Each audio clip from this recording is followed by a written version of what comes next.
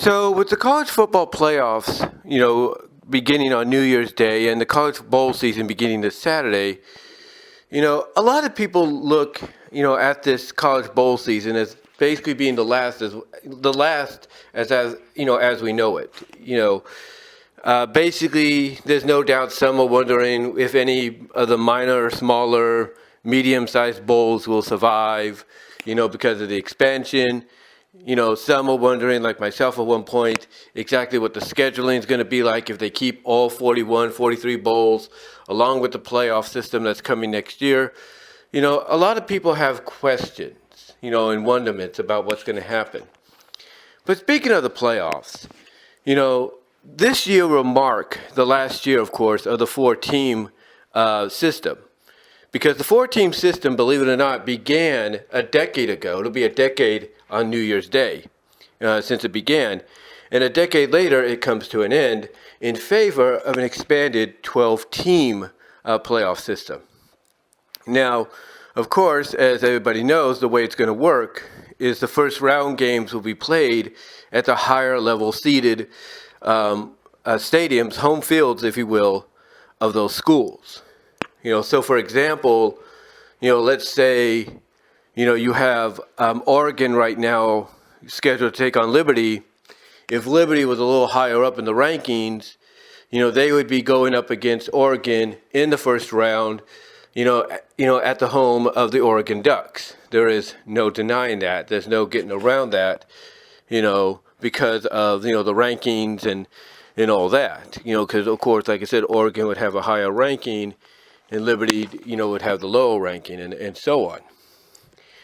But, when you look at how that's going to be played, and again, the scheduling of how it's going to start out is going to be the big question. Like, is it going to begin on the day of Army-Navy? Like, usually the second Saturday in December is usually say for Army-Navy. So is Army-Navy going to be joined by these first round games? And I would assume that's probably going to be the most likely scenario, which means basically, as I've talked about before, we could see the bowl games start maybe, a week later or still stay on schedule. That's just just the way I see it. Like, we know that the 16th, which is Saturday, 2 days from now, a day and a half from now, is when the season begins.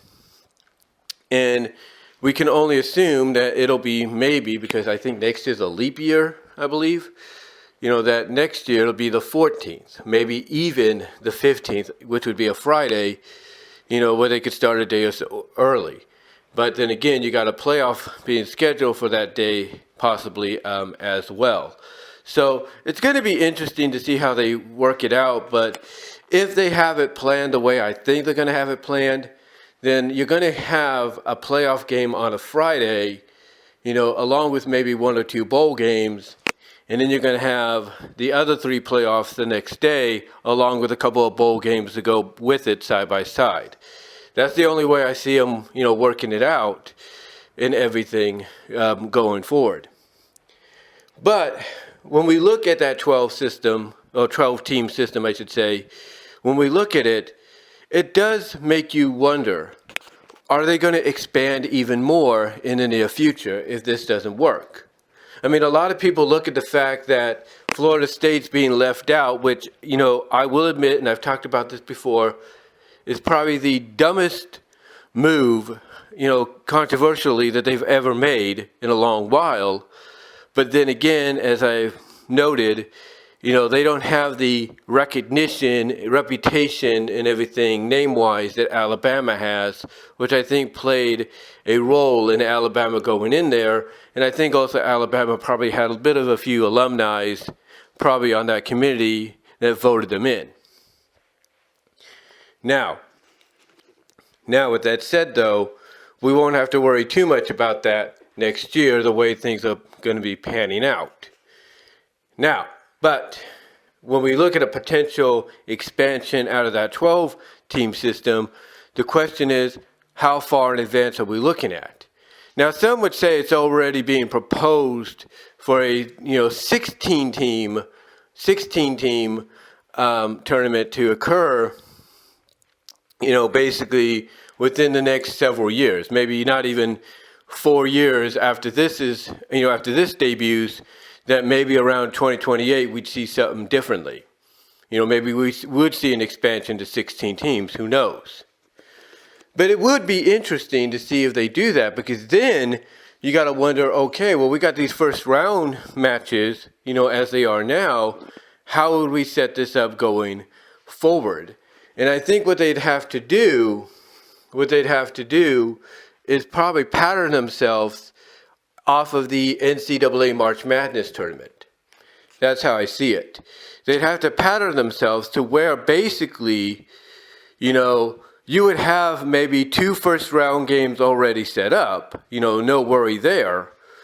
But then you have 2 teams, already in the first round, but needing opponents. And that's where I think 2 play-in games, if you will occur, just like they do with the NCAA March Madness, to the point that you have 2 college games take place, at the end of the regular season.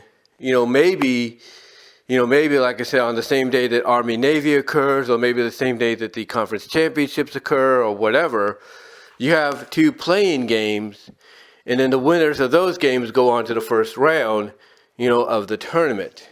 I think that would probably be, the most logical next step for the NCAA to take if they expand this, to 16 teams.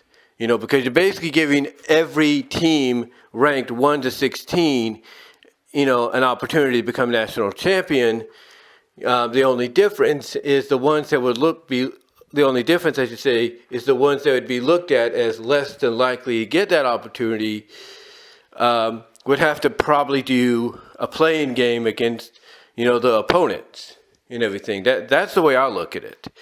That's the way I look at it. You could look at like 13 against 15 and 14 against 16, rank-wise. You could see them going up against each other in playing games to see who goes on to face certain, the other 2 teams that are already advanced into the first round because of the rankings of, let's say, 9 and 11, or 5 and 11. And I think that's how it works, right? It's kind of like, the highest ranked seed gets one, and then like the number 11 seed gets one, or something like that. So I could see like 5 and 11, the 5 ranked team and the 11 ranked team getting potentially, that opportunity. But again, that's just me based off what I've seen with the NCAA March Madness tournament. But that could be a direction they go in the future. But once again, the question would arise for those that love the bowl games, the college bowl games, and the college bowl season, and everything. That would bring up the question of how will it affect the bowls? How will it affect the bowl games? And again, like I said earlier, I believe that if they work it out correctly, I don't think the bowl games will be affected that much. I think the only change we're going to see,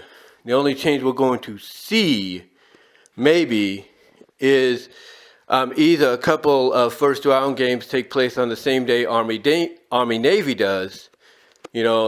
That's the only scenario I can come up with, that we see a couple of games take place on the same day as Army-Navy, or we get one playoff game, one first round game on the Friday before Saturday,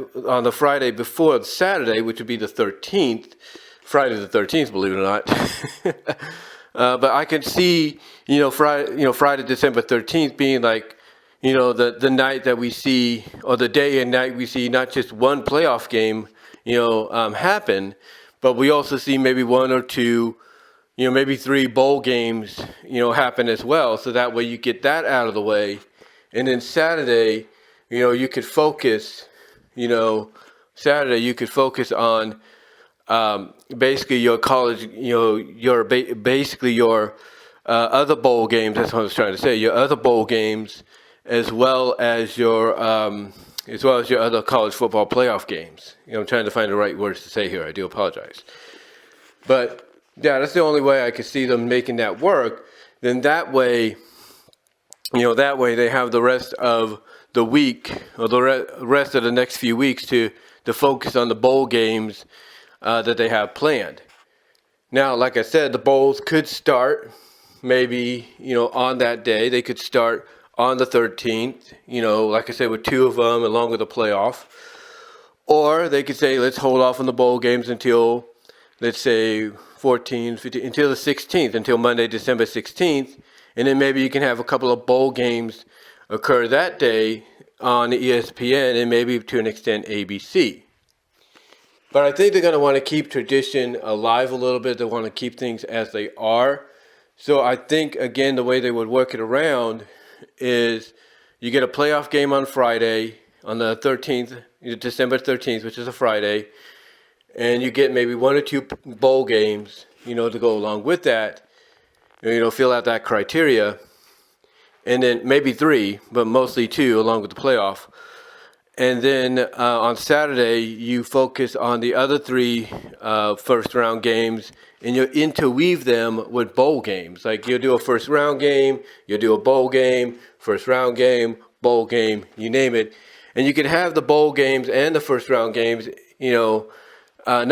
basically air. You can have them air separately on ESPN and ABC. So like, let's say you have what's the first bowl game of the year this year? Hold on for a sec. Okay, just making sure. The first bowl game is the Myrtle Beach Bowl.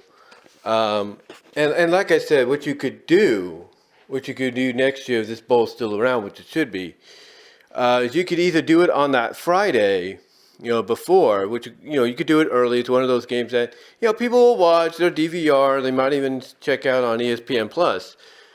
But you could basically do that game, let's say on ABC, ESPN, wherever, and then switch that over. And then the next thing you can do the playoff right after that. But as I was saying, I think I was saying this, and I apologize if I kind of lost my track of wording here of what I was saying. I paused this while I was looking things up.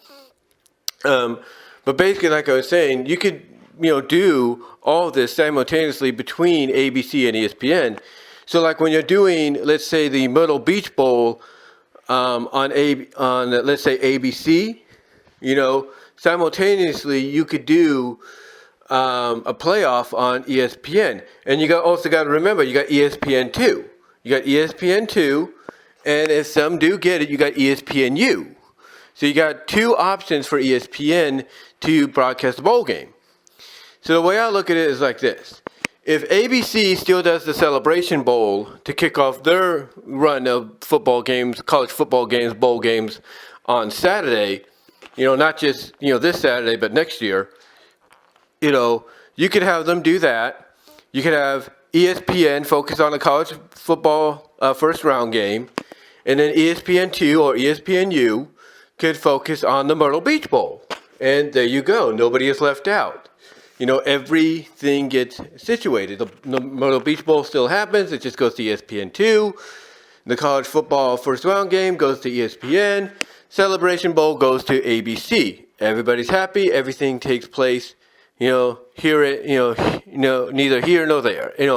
Basically everything is settled. And I think that's how they're going to have to work it. I mean, why have this family of networks, that being Disney? Why would Disney have this family of sports networks, under the ESPN banner, if you're not going to utilize them? Why have that if you're not going to, utilize them in the process? And that's how I see they should do it. And I think that might be, now that I think about it, that might be what they do. That might be what they do going forward.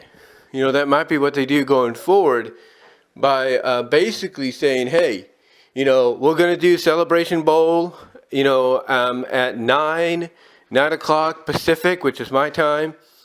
At the same time, we're going to do on ESPN a first round game. And then on ESPN2, we're going to do the Myrtle Beach Bowl. So it works out perfectly now that I think about it. And they could do that throughout Saturday as well. Like, they can, after they do the ESPN coverage of the first round game of that day, it'd be the second first round game overall. be the second one overall because one would have already taken place the night before.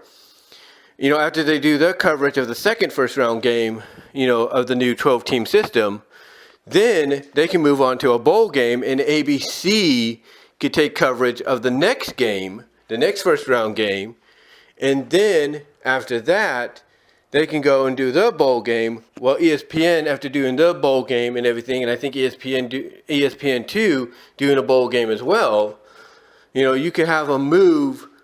You can have basically ABC go and do, let's say, the LA Bowl, presented by Gronk, if it's still going to be Gronk presenting it. You can have the LA Bowl, follow the playoff game that ABC does, and then ESPN can go and finish off the playoff stuff. At the same time, ESPN2 can help, facilitate the, the bowl games, if you will. And then ESPN can finish off the day with whatever bowl game is left, and so on. But I do think that, honestly, now that I think about it, that might be what they do. They might give us 2, maybe 3 bowl games on the 13th of, 13th of December. That's just my opinion. 13th of December. They might do it that way. Again, just what I'm speculating based off the scheduling and everything. They might do that. They might do that. And then, after giving us like those 2 or 3 bowl games on Friday, they're going to also interweave the first round game, the first of the 4 first round games, of the new system. That's what I think is going to happen. So, yeah, it's going to be interesting going into the 2024, the 2024-2025, 2024-25 season. It's really going to get interesting, especially if you're a fan of the bowl system and everything that the NCAA does every year. So can't wait to see it. Can't wait to see how this all turns out. But what I'm focused on right now is this year and doing my best to enjoy some bowl games and everything. And I can say this. The moment, before I close here, the moment I found out that the CW was doing Sports Now and they had to deal with the ACC and all that, I had a feeling that one bowl game that you could only get via streaming was not going to be streaming anymore. And that's the Arizona Bowl. Why have people try to pay or not pay for a service just to watch one bowl game when you can have other options? And one of those other options has come around. That's the CW, which is perfect. Because, look, CBS, they have the Sun Bowl, which is not Big Ten, not SEC or anything like that. It's Pac-10. It's not Pac-10, but Pac-12, I should say.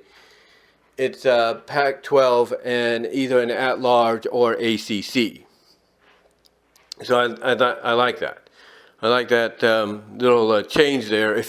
Not change, but I like that little kind of like maneuvering, if you will, to where it's like instead of just focusing on your games of the conferences you're associated with the exceptions being Army, Navy, and the Sun Bowl. I like that bit of a change. I like that bit of a change there. Outside of the traditional SEC and Big Ten stuff.